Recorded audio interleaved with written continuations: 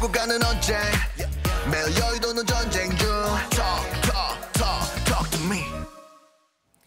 총선 톡톡 시간입니다. 국회 출입하는 표선우 기자와 함께합니다. 어서 오십시오. 첫 번째 주제 보겠습니다. 문재인 전 대통령이잖아요. 옆에는 민주당 후보인 것 같고요. 네, 맞습니다. 경남 거제에 출마한 민주당 변광용 후보를 산행해서 만난 건데요. 네. 거제는 문 전 대통령의 고향이기도 하죠. 문 전 대통령 수요일마다 산행을 한다고 하는데 오늘은 단순 산행으로 보기엔 좀 달랐던 게요. 거제는 대통령을 2명이나 배출한 곳이라면서 변 후보가 그 기운을 받았으면 좋겠다면서 아낌없이 응원했습니다. 그런데 문 전 대통령이 총선에 직접 나서지 않을 것이라는 전망이 우세했었잖아요. 네, 그렇습니다. 근데 이제는 본격 선거전에 뛰어들었다라고 봐야 될 것 같습니다. 네. 현장 기자에게는 잘 좀 다뤄달라 부탁하기도 했고요. 옷도 아예 파란색으로 맞춰 입고 왔습니다. 그렇네요. 격려는 마음을 표현하려고 옷도 그런 옷 입고 왔는데 이게 오랜만에 파란 옷 찾느라고 모레는 문 전 대통령의 옛 지역구 부산 사상구 배재정 후보 지원에 나설 것으로 전해졌습니다. 그런데 당초 문 전 대통령이 민주당 공천 과정에 불만이 좀 있었다, 우려를 표했다는 얘기도 있었거든요.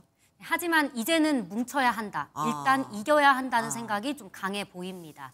공천 과정에서 이재명 대표와 갈등이 있었던 임종석 전 대통령 비서실장도 내일 낙동강 벨트를 시작으로 선거 운동에 뛰어드는데요. 선거 이제 2주 남았죠. 네. 민주당이 전력을 총동원하는 것으로 보입니다.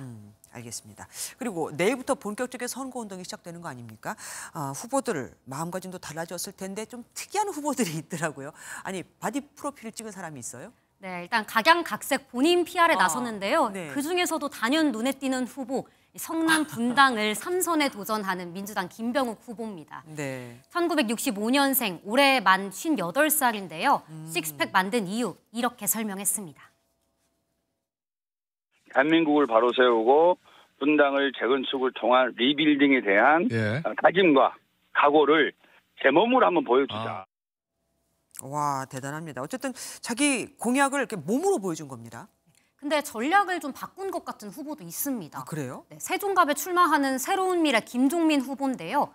새로운 미래 입당 후에는 줄곧 당색인 민트색 점퍼를 입었는데 공교롭게 민주당이 세종갑 공천을 취소한 이번 주부터는요. 마치 민주당 같은 파란색 우비를 입었습니다. SNS에도 윤석열 혼내는 김종민으로 민주당 정권 심판론에 화력을 보태는 듯도 하고요. 네. 거대 양당을 비판한다는 컨셉을 줄곧 유지해 왔는데 이젠 민주당 표 흡수에 나섰다는 분석이 나옵니다. 그렇게 해석할 수 있겠습니다. 다음 소식 보겠습니다. 널 심판해야 해. 누가 누구한테 한 말입니까? 네, 오늘 이재명 대표의 충주 무학시장 일정에서 있었던 일입니다. 네, 한 시민이 연설하는 이 대표를 향해서 갑자기 욕설을 퍼부으면서 소란이 벌어졌는데요. 네.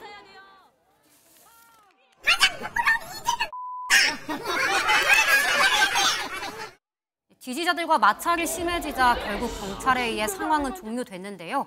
이 대표, 저런 분도 계셔야죠 하며 대수롭지 않게 넘겼습니다. 현장에서 시끄러운 일이 벌어지는 걸 보니까 선거가 임박하긴 했나 봅니다. 네, 일단 재외국민 투표는 이미 시작됐습니다. 네. 지금 화면에 보이는 곳이 중국 베이징에 있는 투표소인데요. 네네. 저마다 먼 투표소까지 와서 한 표를 행사했습니다.